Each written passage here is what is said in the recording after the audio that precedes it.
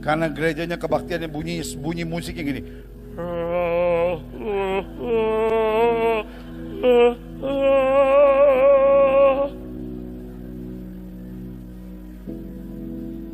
Itu bukan gereja, itu kuburan.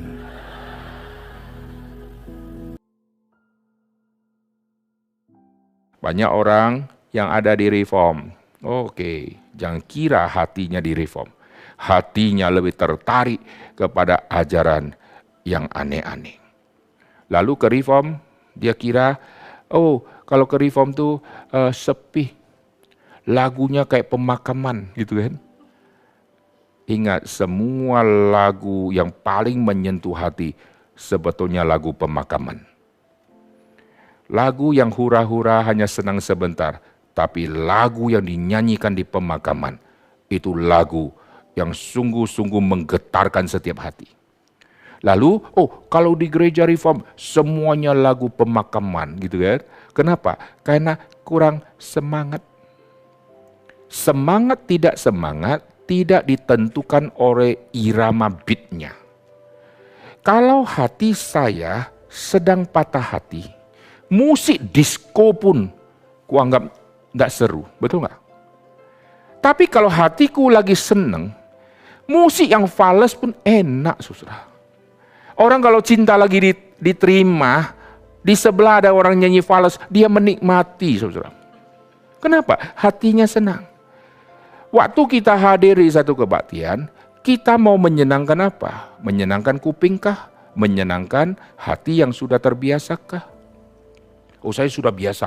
Kalau ikut kebaktian mestinya begini, saya sudah terbiasa. Maka gereja mirip-mirip yang saya terbiasa, itu saya anggap gereja yang sejati. Begitu saya lihat, kok lain. Nadanya kok lain. Maka saya tidak suka. Maka banyak aliran gereja mulai merubah semua.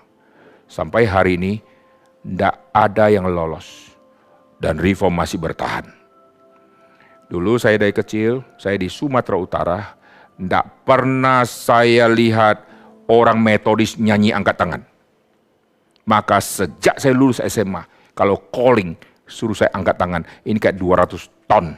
Dari kecil tidak pernah begini, angkat tangan memuji Tuhan begini, tidak pernah saudara. Sampai SMA lulus tidak pernah seperti ini.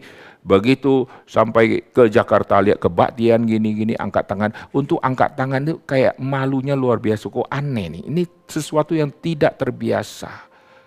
Dulu metodis tidak ada yang pakai band. Sekarang mayoritas hampir semua sudah pakai. Saya pulang ke daerah asal saya semua sudah pakai. Dulu, enggak boleh. Akhirnya mulai, kita kompromi.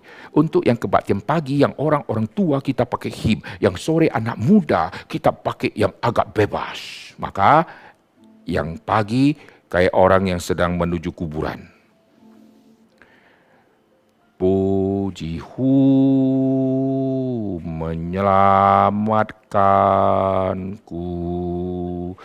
Pujihu lama sekali, nggak selesai. Yang sore, cerai. Wah, bagus ya. Kita adil ya, anak pemuda dapat wadahnya, yang orang tua dapat wadahnya. Ingat, anak muda kelak akan naik menjadi majelis. Maka setelah itu, rubahlah. Mengerikan. Satu persatu mulai dirubah, beat lagu him mulai dirubah. Tidak ada gereja yang lolos. Satu persatu. Mengerikan. Saya tidak kasih contoh banyak lagi. Sekarang reform mungkin suatu saat juga rubah. Kalau hamba-hamba Tuhannya sudah begitu banyak dan yang pegang kendali sudah tidak kuat, maka reform pun kebobolan. Tapi waktu itu mungkin kita sudah mati. Oleh sebab itu anak-anak yang sekarang mesti diturunkan semua prinsip-prinsip ibadah yang sejati. Bukan untuk saya yang enak, tetapi untuk apa saya memuji Tuhan? Nadanya yang enak atau teksnya yang penting. Seluruh kitab Mazmur, mayoritas semua itu yang dinyanyikan, itu kalau kita lihat semua adalah teks. Tidak ada not. Berarti nada sama teks lebih penting. nada kurang penting. Sekarang yang ada nadanya penting. Teksnya amburadul, enggak masalah. Pokoknya nadanya sudah enak. Ini bahaya. Zaman sudah berubah. Di zaman Alkitab Tuhan kasih teksnya, notnya tidak. Karena teks itu melampaui not. Teks yang membuat iman manusia untuk bertumbuh. Maka Injil dinyanyikan. Teks-teks itu bicara tentang mazmur mesianik. Injil yang dinyanyikan. Sekarang nyanyi tidak ada Injilnya, yang ada notnya, nadanya, nangis-nangisnya, lagu yang bisa buat loncat-loncat dan seterusnya, itu yang dianggap kebaktian. Lalu firman Tuhan kesimpulannya sama melulu.